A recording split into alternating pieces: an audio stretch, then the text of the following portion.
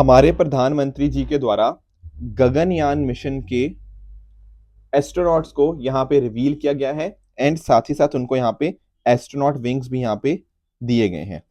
यहाँ पर आप इन चारों एस्ट्रोनॉट्स का नाम पढ़ सकते हो, जिनके नाम है group captain Prashant Balakrishnan, group captain Ajit Krishnan, group captain Angad Pratap and wing commander Shubhanshu Shukla ji. ये चारों इंडियन ऑफिसर्स जो एयर फोर्स के ऑफिसर्स हैं, ये पहले इंडियंस होंगे जो कि स्पेस में जाएंगे from the Indian soil in a indigenous space vehicle. दरअसल में आप लोग इसरो के बारे में जानते होंगे, तो दरअसल में जो गगनयान मिशन है, ये इसरो का ही एक मिशन आपको देखने को मिल जाएगा। यहाँ पर अगर मैं बात करूँ ना गगनयान मिशन के बारे में, थोड़ा मैं आपको समझाने की कोशिश करूँ, तो गगनयान स्पेस मिशन के माध्यम से इंडिया की जो ह्यूमन स्पेस फ्लाइट कैपेबिलिटीज हैं, उसको यहाँ पे हम डिस्प्ले करेंगे। यहाँ पर लगभग 400 किलोमीटर के ऑर्बिट तक यहाँ पे जाएंगे लगभग 3 दिनों के लिए एंड अकॉर्डिंगली फिर यहाँ पे एक सेफ रिटर्न होगा। यहाँ पे क्या कि GSLV मार्क 3 के माध्यम से यहाँ पर 16 मिनट लगेंगे लो अर्थ ऑर्बिट तक पहुंचने के लिए। फिर लगभग 400 किलोमीटर के ऑर्बिट के ऊपर लगभग 3 दिन का ये मिशन रहेगा एंड अकॉर्डिंगली 36 मिनट लगेंगे फिर डी बूस्ट से लैंडिंग तक। दरअसल में इसका लॉन्च होना था 2022 के अंदर, पर बीच में कोविड-19 पेंडेमिक आ गया, काफी सारे डिलेज उसके बीच में देखने को मिले। अब जाके हम एक्सपेक्ट करें कि 2024 के एंड तक या 2025 की स्टार्टिंग में हम इस पर्टिकुलर मिशन को यहाँ पे लॉन्च कर देंगे। और इसको बनाने की जो कॉस्ट आई है लगभग 9,000 करोड़ आई है और इंडिया चौथा ऐसा देश बन जाएगा after USA, Russia and China, जिसका एक खुद का मैन्ड स्पेस फ्लाइट मिशन होगा। Getting it. साथ ही साथ प्रधानमंत्री जी ने यहाँ पे जो व्योम मित्रा है जो कि ह्यूमनॉइड है, उसके साथ भी यहाँ पर बातचीत करी है। दरअसल में है क्या ना, आपके गगनयान मिशन के अंदर एक तो आपका मैन्ड मिशन है, उसके अलावा अनमैन्ड मिशन भी आपको यहाँ पे इसका पार्ट देखने को मिल जाएंगे। तो ये जो चारों के चारों एयरफोर्स के ऑफिसर्स थे ना, ये पिछले कुछ टाइम के अंदर रशिया के अंदर इनकी ट्रेनिंग थी, फिर बाद में इसरो का जो एस्ट्रोनॉट ट्रेनिंग फैसिलिटी है बैंगलोर के अंदर, वहां पर भी ये देखने को मिला, इन्होंने अपनी ट्रेनिंग्स वगैरह यहाँ पे कर रहे हैं। एक्चुअली काफी एक्सटेंसिव रिसर्च के बाद इनको चारों को फाइंड किया गया था कि एक्चुअल में अगर हम बात करें बहुत ज्यादा हैवी ग्रेविटी के अंदर इनकी बॉडी के ऊपर कुछ इंपैक्ट तो नहीं आता, क्योंकि इनको काफी कुछ देखो काम करना पड़ेगा उन दिनों के अंदर जब ये पूरा इसके ऊपर जाएंगे। साथ ही साथ प्रधानमंत्री जी ने यह भी कहा कि भारत का अपना खुद का स्पेस स्टेशन हो जाएगा 2035 तक। तो ये अपने आप में काफी एक अच्छी बात है कि इंडिया काफी इस फील्ड में, और जो हमारा इसरो है काफी इस फील्ड में काफी तरक्की कर रहा है। दोस्तों डेट है आज की 28 फरवरी 2024 एंड आप सभी का स्वागत है आज के प्रीलिम बूस्टर न्यूज डिस्कशन के अंदर। डिस्कशन स्टार्ट करते हैं G33 ग्रुप के बारे में पढ़ के। देखो जब हम बात करते हैं ना G33 ग्रुप, ये दरअसल में ना एक डेवलपिंग कंट्रीज का ग्रुप है। एक्चुअली मैं आपको समझाता हूँ। देखो जब हम बात करते हैं ना WTO की, वर्ल्ड ट्रेड ऑर्गेनाइजेशन की, तो अक्सर यहाँ पर कॉन्फ्लिक्ट रहते हैं बिटवीन डेवलप्ड कंट्रीज और आपकी जो डेवलपिंग कंट्रीज होती हैं। तो जब मैं बात करता हूँ G33 की, यहाँ पर आपकी डेवलपिंग और लीस्ट डेवलप कंट्रीज आ जाती हैं विद इन WTO। देखो आज के समय इसकी 33 नहीं, आज के समय टोटल 47 कंट्रीज का मेंबर हैं, जिसमें आपका इंडिया भी है, चाइना भी है, पाकिस्तान, इंडोनेशिया और भी बहुत सारी कंट्रीज आप यहाँ पे देख पाओगे। अब आप सोचोगे सर इंडिया, चाइना, पाकिस्तान ये सब इकट्ठे कैसे आ गए?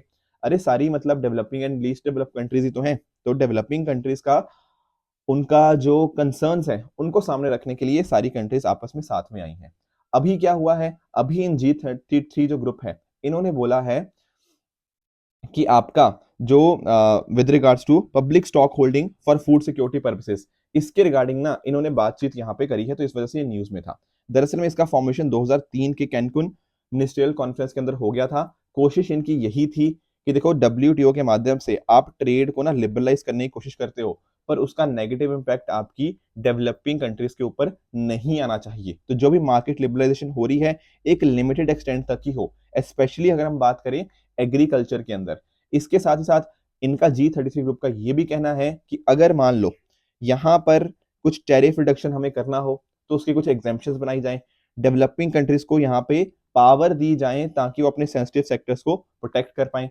एट द सेम टाइम अगर मान लो अचानक से बाहर से कुछ इंपोर्ट बहुत ज्यादा बढ़ जाता है, तो ऐसे केस के अंदर यहाँ पर हम टैरिफ को इंक्रीज कर पाए ताकि ये इंपोर्ट जो सर्ज हुआ है अचानक से, उसके रिस्पॉन्स में हम भी कुछ एक्शन ले पाए। तो ऐसे ये बातें होती हैं अंडर G33 ग्रुप। तो आपको ध्यान रखना है कि यहाँ पे बात हो रही है किनकी, आपकी developing and least develop countries with in the WTO। Next topic की तरफ बढ़ते हैं, is grant permanent commission to women. Supreme court ने ऐसा कोस्ट गार्ड को बोला है। पहले तो मैं आपको ना कोस्ट गार्ड के बारे में बताता हूँ। देखो कोस्ट गार्ड क्या है, कोस्ट गार्ड जो है हमारी मैरीटाइम आर्म्ड फोर्स है, जो कि आपकी मिनिस्ट्री ऑफ डिफेंस के अंदर आती है। 1978 के अंदर इसको स्टैब्लिश किया गया था ताकि आपका जो पानी वाला है, सराउंडिंग वाटर्स है, वहां पर इंडिया के इंटरेस्ट को प्रोटेक्ट किया जा पाए। कोई ऐसा कोई शिप कोई अंदर एंट्री करने की कोशिश कर रहा है तो वहां पर उसको हमें रोक पाए, एंड इंडिया के ओवरऑल सॉवरेनिटी को यहाँ पे प्रोटेक्ट करने के लिए यहाँ पर इंडियन कोस्ट गार्ड बहुत इंपॉर्टेंट बन जाती है। अब देखो ये तो चलो बात होगी कोस्ट गार्ड की, ये तो हम समझ गए।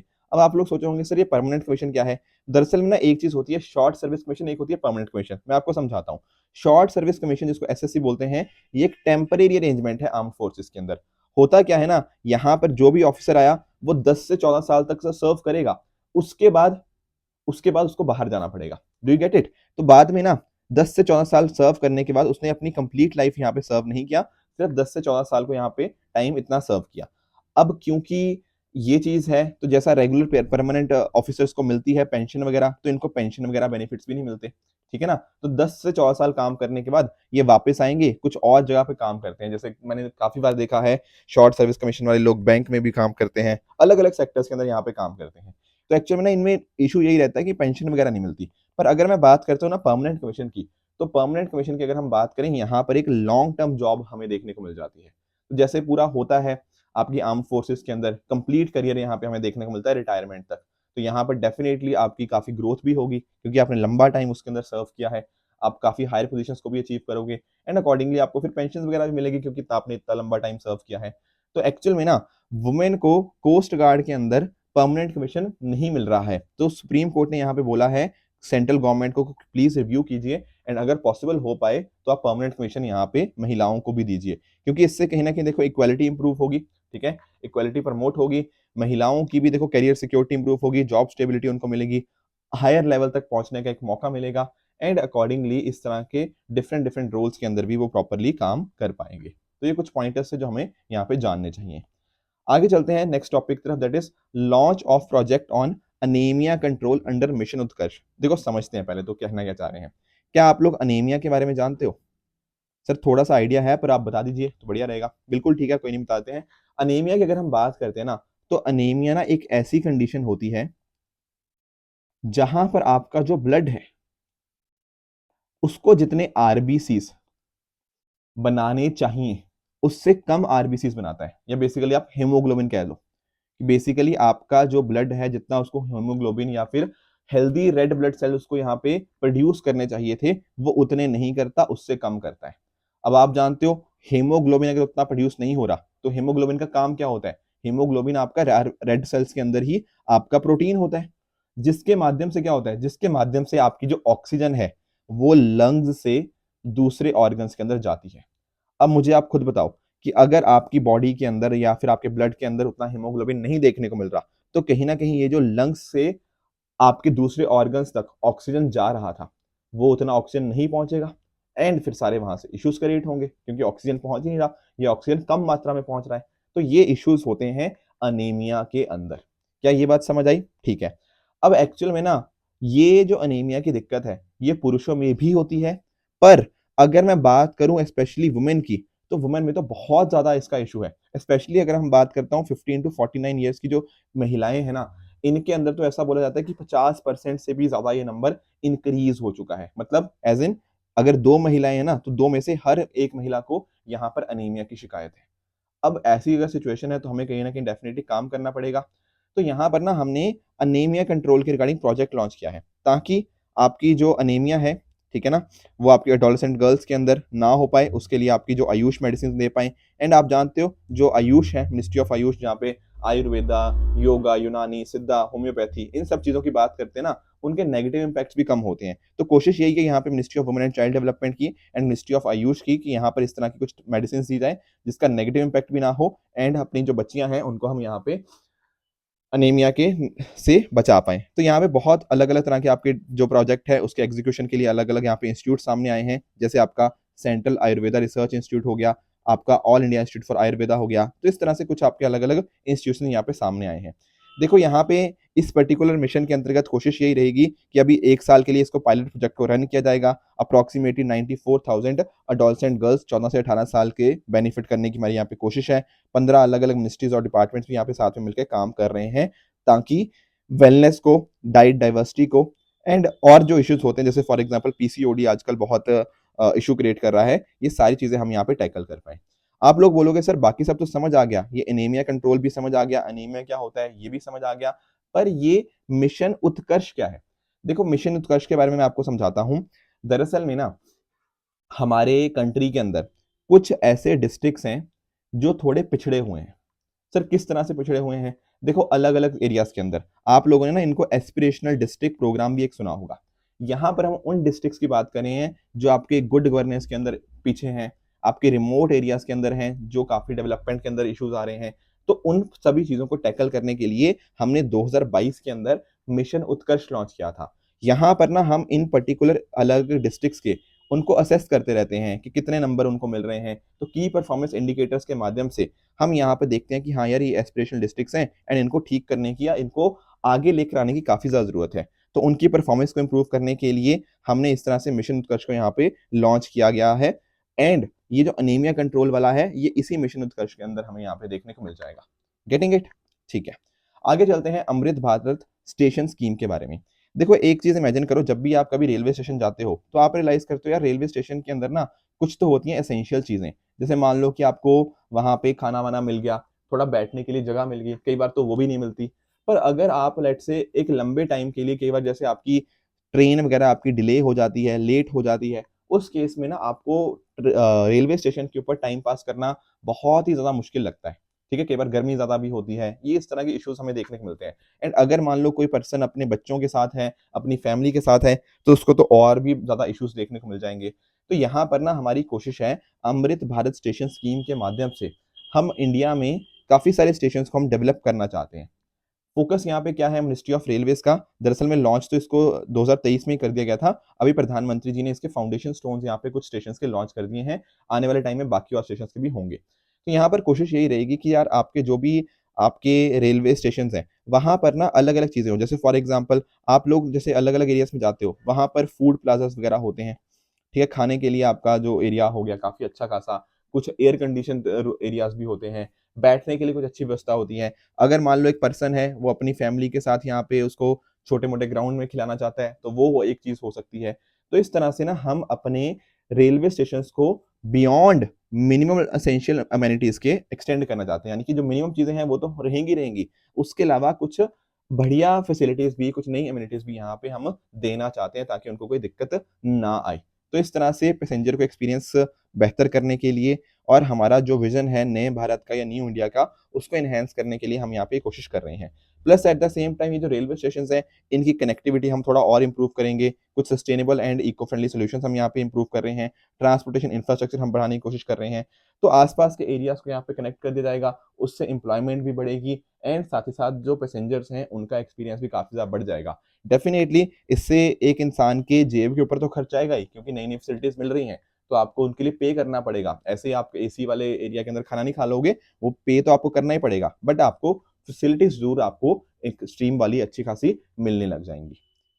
नेक्स्ट चलते हैं विनायक दामोदर सावरकर जी के बारे में थोड़ा डिस्कस कर लेते हैं। देखो प्रधानमंत्री जी ने इनकी पुण्यतिथि के ऊपर इनको ट्रिब्यूट्स पे करी हैं। थोड़ा इनके बारे में अगर हम जानने की कोशिश करें तो 1883 के अंदर इनका जन्म हुआ था महाराष्ट्र के नासिक के बघूर विलेज के अंदर।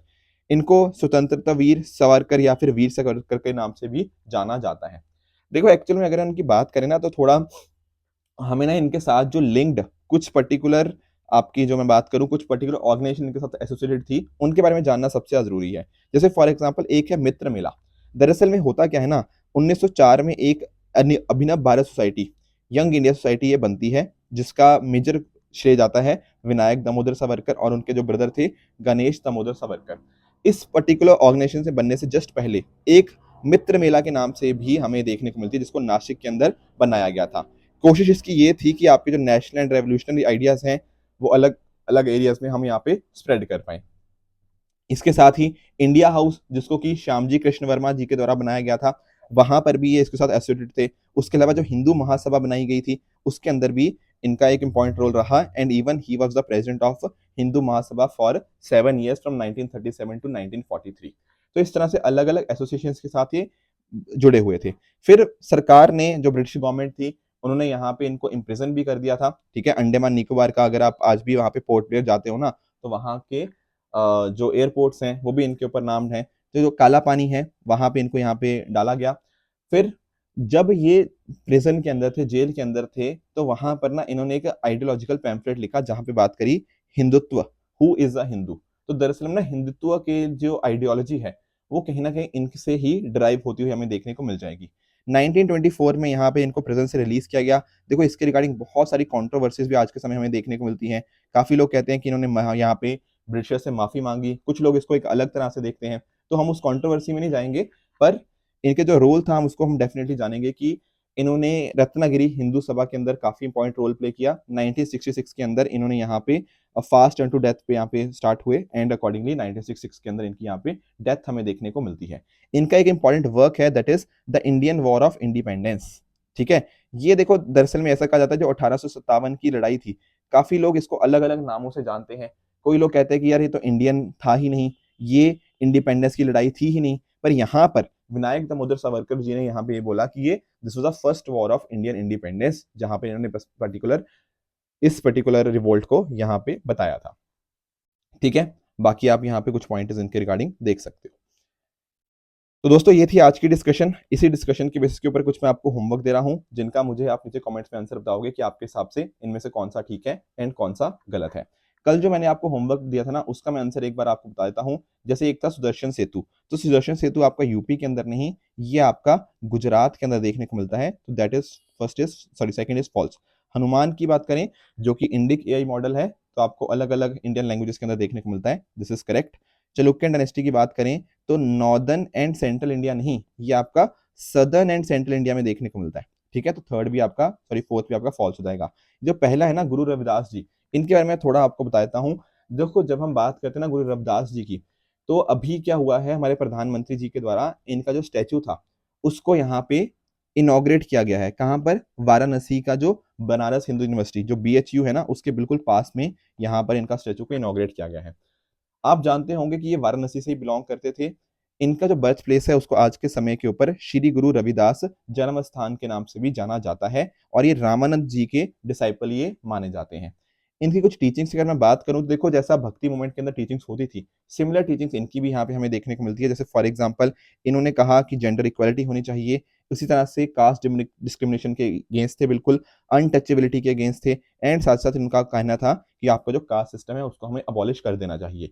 इनकी टीचिंग्स को ना इनफैक्ट आपका जो गुरु ग्रंथ साहिब जी हैं, जो सिखिज्म का एक बहुत इंपॉर्टेंट एक होली बुक है, उसके अंदर भी इंक्लूड किया गया है। ये निर्गुण भक्ति के सेंट थे। ठीक है ना, एक होता है जब हम भक्ति की बात करते हैं, एक होता है निर्गुण भक्ति, एक होती है सगुण भक्ति। सगुण के अंदर ना हम भगवान को एक फॉर्म के अंदर मानते हैं, निर्गुण के अंदर हम ये फॉर्मलेस गॉड, जिनका कोई आकार नहीं होता, उस गॉड को हम यहाँ पे पूछते हैं। जैसे फॉर एग्जाम्पल आपके गुरु नानक देव जी हो गया, संत कबीर जी हो गया, ये दोनों निर्गुण भक्ति के सेंट थे। तो यहाँ पर ध्यान रखिएगा कि रविदास जी भी आपके निर्गुण भक्ति के आपको सेंट देखने को मिल जाते हैं। इनके बाद बहुत सारे आपको जगह जो भक्ति मूवमेंट्स आए, तो उसके अंदर जैसे फॉर एग्जांपल मीराबाई जी हो गया, वो भी यहाँ पे इनसे काफी ज्यादा इंस्पायर्ड थी। तो ये कुछ पॉइंटर्स थे जो हमें इनके बारे में जानने चाहिए। इसके अलावा इनकी एक सहज की फिलॉसफी है जो बताता है कि there is a union of truths of many and one. And इसके अलावा जो इनके फॉलोअर्स थे उनको रविदास पंथीज या फिर रविदासियास के नाम से भी जाना जाता है। तो ये जो बात पहले लिखी गई है ना कि कास्ट डिस्क्रिमिनेशन एंड अनटचेबिलिटी के अगेंस्ट थे, that is indeed the correct statement. अब आज का homework with regards to MCQs आपका ये रहेगा, जहां पर आप देख सकते हो पहला क्वेश्चन है विद रिगार्ड्स टू आपका पल्स प्रोडक्शन के मामले में 2020 में यूपीएससी ने हमसे क्वेश्चन पूछा था। एंड दूसरा होमवर्क रहेगा आपका साइंस एंड टेक्नोलॉजी से, जहां प्लांट और एनिमल सेल के बीच में क्या अंतर है, उसका आंसर मुझे आप नीचे कॉमेंट्स में बताओगे। देखो अगर मैं बात करूं कल के होमवर्क की, जहां मैंने आपसे पूछा था कि गुप्तास का डिक्लाइन के बाद until the rise of Harshvardhan in the 7th century कौन कौन से किंगडम्स हमें देखने को मिलते हैं। देखो पहला अगर मैं बात करूं द गुप्तास ऑफ मगध, ये तो बिल्कुल ठीक बात है क्योंकि जस्ट उसके बाद ही हमें ये चीज देखने को मिल जाती है, गुप्तास के डिक्लाइन के बाद ही। ठीक है, उसके अलावा अगर मैं बात करूँ ना जैसे आपके परमार ऑफ मालवास की, तो यहाँ पर आपको नोटिस करने को मिलेगा कि जो मालवा परमार थे बेसिकली ये तो 9th से 14th सेंचुरी के बीच में थे, और हर्षवर्धन तो अर्ली 7th सेंचुरी के अंदर आ गया, तो ये तो बिल्कुल हो ही नहीं सकता। इसके अलावा अगर मैं बात करूं पुष्यभूतिज ऑफ थानेसर, ये बिल्कुल ठीक बात है। नॉर्दर्न इंडिया, थानेसर एक्चुअली आपका जो हरियाणा वाला एरिया ना उसी को बोलते हैं, वहीं पर हमें देखने को मिलती थी, तो ये बात करेक्ट हो गई। आपका मॉकरीज ऑफ कन्नौज, जब हम बात करते हैं मौखिज ऑफ कन्नौज, यूपी और आपका जो मगध वाला पार्ट हो गया, वहां पर इस डायनेस्टी ने रूल किया था कुछ 6th और 7th सेंचुरी एडी के अंदर ही। तो ये स्टेटमेंट भी आपकी करेक्ट है। यादव्स ऑफ देवगिरी, इनका जो रूल था ना वो दरअसल में 12th 13th और 14th सेंचुरी में देखने को मिलता है। तो अगर इतना भी एक आइडिया होगा ना तो आप इसको बड़े आराम से एलिमिनेट कर लोगे। और आपका जो मैत्रिकस ऑफ वल्लभी की बात करते हैं तो ये दरअसल में आपकी 5th 6th सेंचुरी से लेके 7th 8th सेंचुरी के बीच में ही था। तो ये स्टेटमेंट आपकी करेक्ट है। तो दरअसल में आंसर बनेगा आपका 1 3 4 एंड 6। ठीक है, मैंने इसकी एक्सप्लेनेशन भी यहाँ पे डाल दी है। दूसरा होमवर्क दिया था मैंने विद रिगार्ड्स टू आपको बायोडाइवर्सिटी के बारे में, कि बायोडाइवर्सिटी जो होती है वो जनरली अगर मैं बात करूं लोअर लैटिट्यूड्स के अंदर ज्यादा होती है as compare to higher latitudes के अंदर। Yes, this is correct. जब हम बात करते हैं ना बायोडाइवर्सिटी, तो आपके जो लैटिट्यूड्स, जैसे जैसे आप इक्वेटर से पोल की तरफ मूव करते रहते हो वैसे वैसे आपकी डाइवर्सिटी कम होती रहती है, यानी कि इक्वेटर के टाइम के ऊपर सबसे ज्यादा देखने को मिलती है। तो ये बात भी ठीक है। एंड दूसरा बात करें, जैसे आप माउंटेन ग्रेडियंट्स के अंदर मूव करते हो तो जनरली जो लोअर एल्टीट्यूड होते हैं, लोअर हाइट के ऊपर जो होते हैं, वहां पर आपकी बायोडाइवर्सिटी ज्यादा है। यस, और जैसे जैसे आप ऊपर हाइट में जाते रहोगे वहां पर कम मिलती रहेगी। तो दोनों स्टेटमेंट यहाँ पे बिल्कुल ठीक है, ऑप्शन सी बोथ 1 एंड 2। इसके साथ ही एक लिंक्ड एक टॉपिक है जिसको हम बोल सकते हैं हमबोल्ट एनिग्मा। अराउंड 15 से 20 दिन पहले मैंने इस टॉपिक को आपको पढ़ाया भी था। अगर आपको याद है ना तो बस एक एक लाइन इसकी हमबोल्ट एनिग्मा की नीचे कमेंट्स में लिख भी देना, ताकि मुझे पता लग जाए कि आपको चीजें याद भी हैं। ठीक है दोस्तों, तो ये थी आज की डिस्कशन। इसी डिस्कशन के बेसिस के ऊपर अगर आपको इसकी पीडीएफ चाहिए तो आप हमारे Telegram channel PW only official पे जाके इसकी पीडीएफ डाउनलोड कर सकते हो एंड अपनी प्रेपरेशन को और भी बेहतर बना सकते हो। सो इसी तरह से आप भी हार्डवर्क करते रहिए। Thank you very much for the discussion.